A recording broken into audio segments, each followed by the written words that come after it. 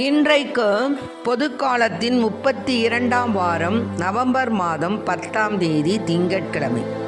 இன்று புனித பெரிய லியோ திருத்தந்தை மறை வல்லுநருடைய நினைவு விழா.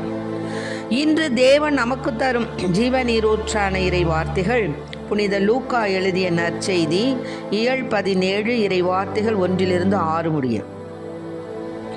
அக்காலத்தில் இயேசு தம் சீடரை நோக்கி கூறியது: பாவ சோதனை வருவதை தவிர்க்க முடியாது, ஆனால் ஐயோ அதற்கு காரணமாயிருப்பவருக்கு கேடு. அவர் இச்சிறியோரில் எவரையாவது பாவத்தில் விழச் செய்வதை விட அவ்வாறு செய்பவரது கழுத்தில் ஓர் எந்திரக்கல்லை கட்டி அவரை கடலில் தள்ளிவிடுவது அவருக்கு நல்லது. எனவே நீங்கள் எச்சரிக்கையாயிருங்கள். உங்களுடைய சகோதரர் சகோதரிகளுள் ஒருவர் பாவம் செய்தால் அவரை கடிந்து கொள்ளுங்கள். அவர் மனம் மாறினால் அவரை மன்னியுங்கள்.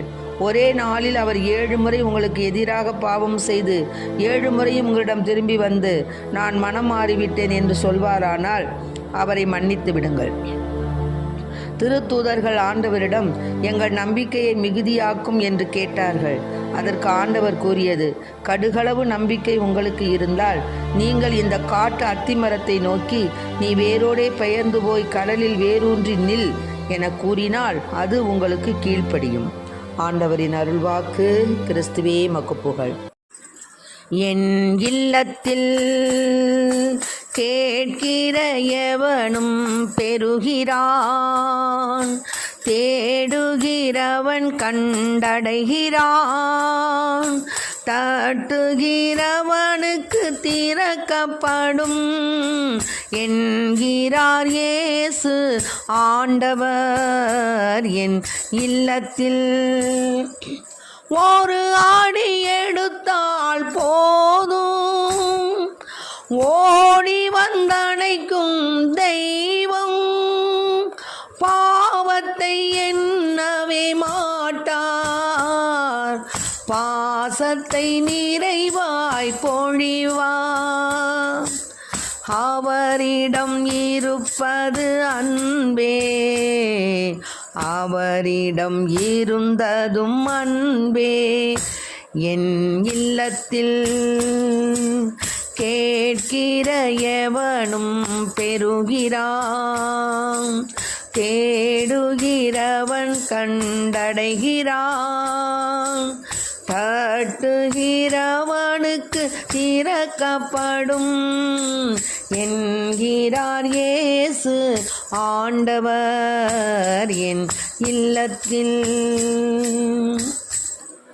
இன்றைக்கு நம் தேவன் தரும் ஜீவநீரூற்றான இறை வார்த்தைகளை கேட்டோம். அதாவது நேர்மையான உள்ளத்தோடு நாம் இறைவனை தேடணும். அவரை சோதியாதோர் அவரை கண்டு அடைகின்றனர்.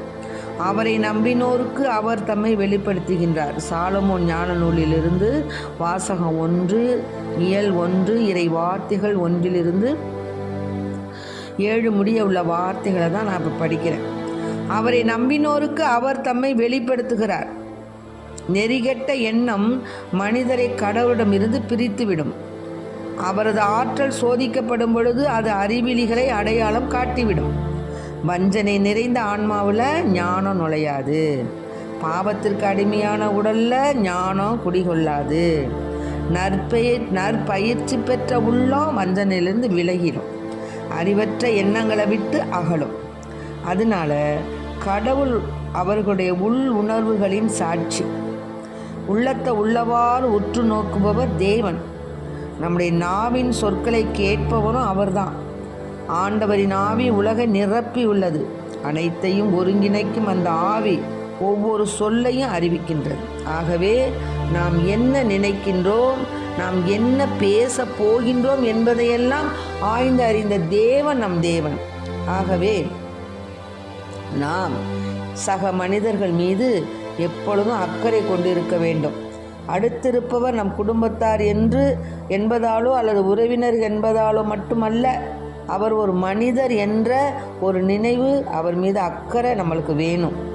அதனால மன உளைச்சலினாலும் கவலையினாலும் கடன் தொல்லை, வேலைவாய்ப்பின்மை, இழப்பு, தோல்வி போன்ற பல்வேறு காரணங்களால் துவளக்கூடிய நண்பர்களுக்கு நாம் நம்பிக்கை தரும் வார்த்தைகளை கூறி, ஆறுதலை கூறி, அவர்களை நாம் தேற்றுவது நம் கடமை என்பதை உணர்ந்த பிள்ளைகளாக வாழ வரம் கேட்போம். ஆமென். Praise the Lord. மரியே வாழ்க.